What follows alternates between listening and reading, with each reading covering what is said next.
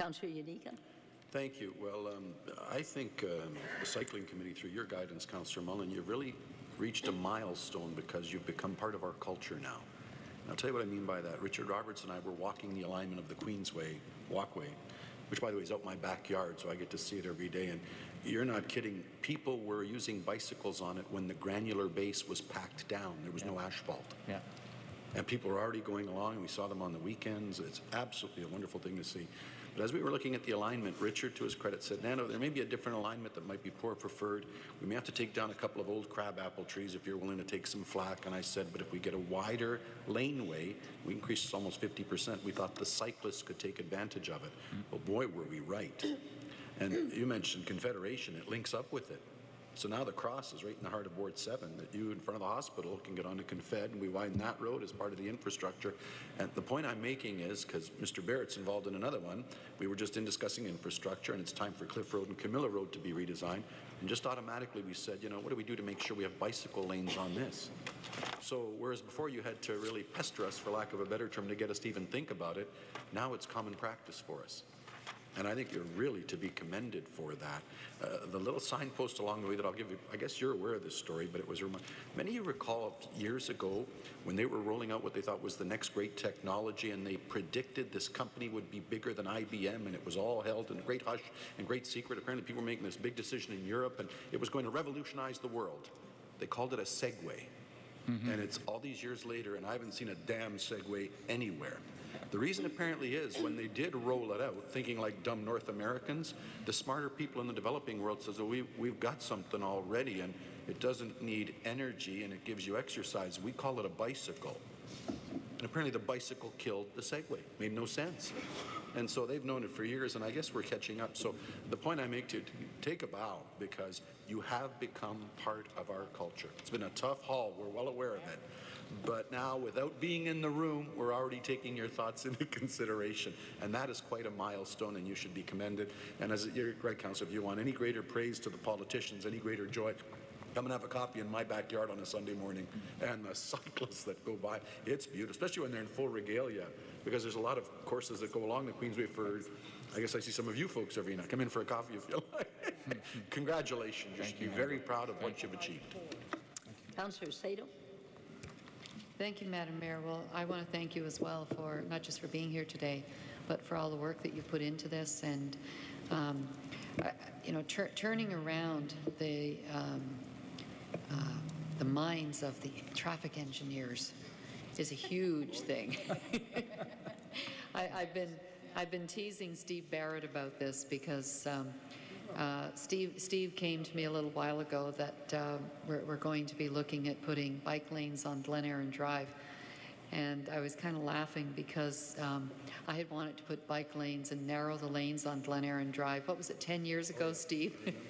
And at that time, the whole premise of traffic engineering was that we moved traffic, and you couldn't reduce the lanes, you couldn't, you know, make traffic go a little bit slower for other reasons as the bike lanes. So when Steve came to me, it was with, I teased him mercilessly on that one, but I do want to say that I think a lot of that is the work that the Cycling Committee and the members have put in.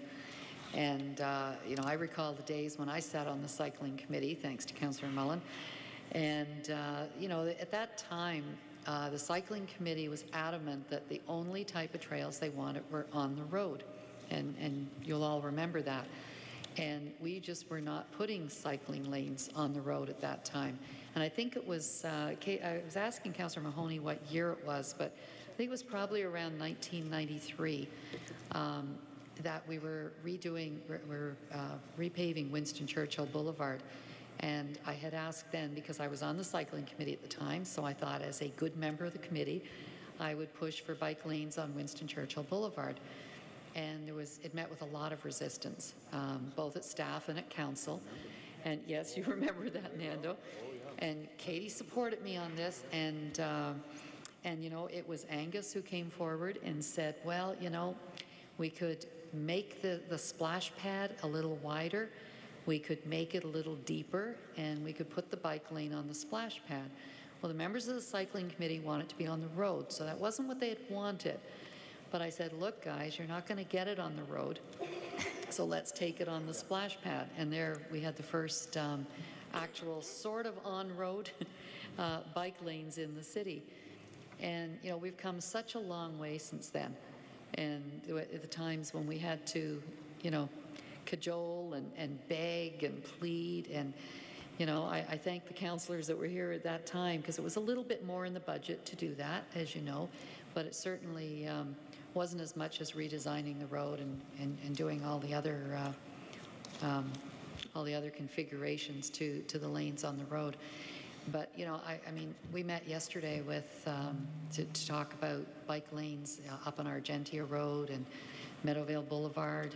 You know, these are the business areas of the city, of my ward, and I'm just so supportive of it.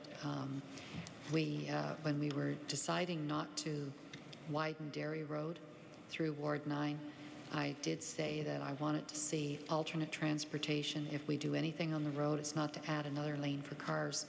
It's if we widen it or if we pave it or whatever we do, it has to be for alternate transportation. And we are putting the bike lane, it's off-road, but we are continuing, Richard worked on that one, to make sure that we, that one part of the project was left in.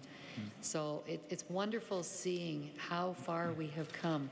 And I won't say in a short time, because it seems like a short time, but it's been 20 years that the trails in Ward 9 are absolutely outstanding, the off-road trails, and Councillor Mahoney's in Ward 8. So we have always had cycling trails in our wards where you can just ride for miles and miles. But it's nice to see it now getting on the road so that we can, it is becoming a form of transportation as well as a form of leisure and recreation. So thank you for your contribution to that. Councillor Parrish. Yes, thank you very much. Thank you for your presentation. I'd like to compliment actually the councillor for Ward 7 and all the staff that designed that trail behind my house. I live in Ward 7. And as soon as the bulldozers went through, people were walking dogs out there, including my husband. And it's just busy traffic all the time. And the people who are trying to do the work on it have to shoo people off. So the other thing it provided is a direct trail from my grandkids from my daughter's house down to our place, and they drive their vehicles down, some mechanized, some just pedaled. I'm wondering, with the tour to Mississauga, if you have ever considered putting a charitable aspect into it. I know the Mississauga Marathon has a charitable aspect, and one of the things that we've got, and Craig, you'll be familiar with it, is the area at the base of Arundel and Dundas is one of the poorest areas in Mississauga. There's 66 out of 100 families live in poverty in that area. Very few of those kids have bikes. If you go into Shalimar and some of those other apartment complexes around, there's no bicycles. So I'm just wondering if you would consider for next year, and I'd be happy to help, putting a charitable component, seeing if you can get a bike company to say, okay, everybody who registers to go on this tour to Mississauga donates a certain amount, and we buy a few bikes and start spreading those around that area. In some other areas of Mississauga, I'm sure there's social agencies that could help. And I'm sure places like Walmart, and there's a Zellers right there on the corner, would probably be approached to give a hand to that. Because that's a super tour. I'm going to try to get myself in shape to go on it this year. But I think just a suggestion, because it's kind of sad when you go through those areas, there are no bicycles hanging around. Every other place you see them, but there are none there. I think there's an opportunity to do something like that now that we've got the numbers up, and quite frankly, next year we're hoping to have over 1,000 people. So it's going to be significant. So if you had 1,000 people and they each put in $10, and then you went to a bike company and said, we'd like to buy them wholesale or have them partially donated, I think we could start putting bikes in those apartments. Thanks.